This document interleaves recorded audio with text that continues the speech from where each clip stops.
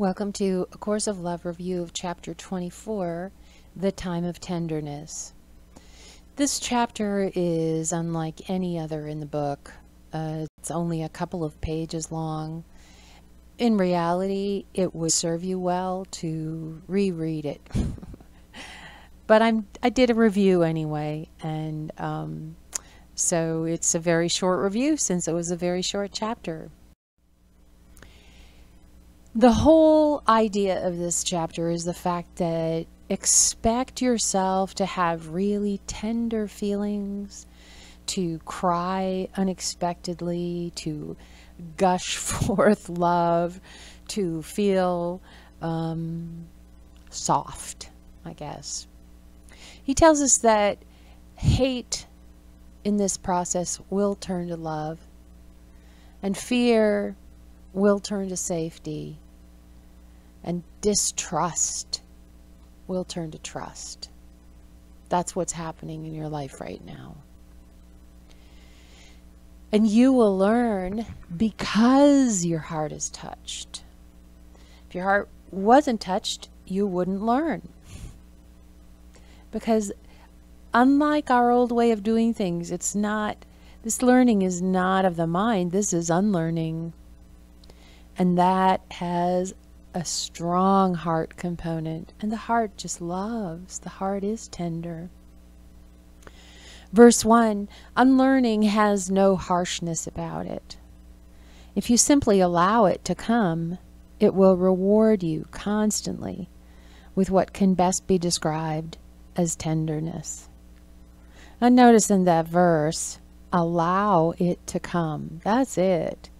It's about allowing whatever is to be there, to look at what your old beliefs were and allow them to drop. And you will be touched. When you see the truth of what is, when you see the love that's all around you, you will be touched. Don't resist your tears of weariness. Don't resist the feelings of tenderness. This is the time of the embrace. This is when you actually recognize that what you thought was true isn't true, and what is true so far exceeds your previous expectations that it's almost overwhelming in its sweetness. Your feelings of tenderness are a sign that unlearning is taking place and you're on your path home. So if you get touched by the sight of love when you see it in the world and you choke up, good. If you see a sunset as you come over the hill and you can hardly take in its beauty, yay, you're doing it right.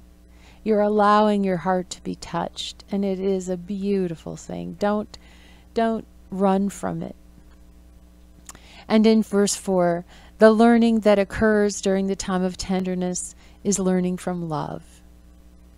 No lessons learned without love touch your heart. And no lessons that do not touch your heart will accomplish anything. It requires participation, involvement, attention, being present.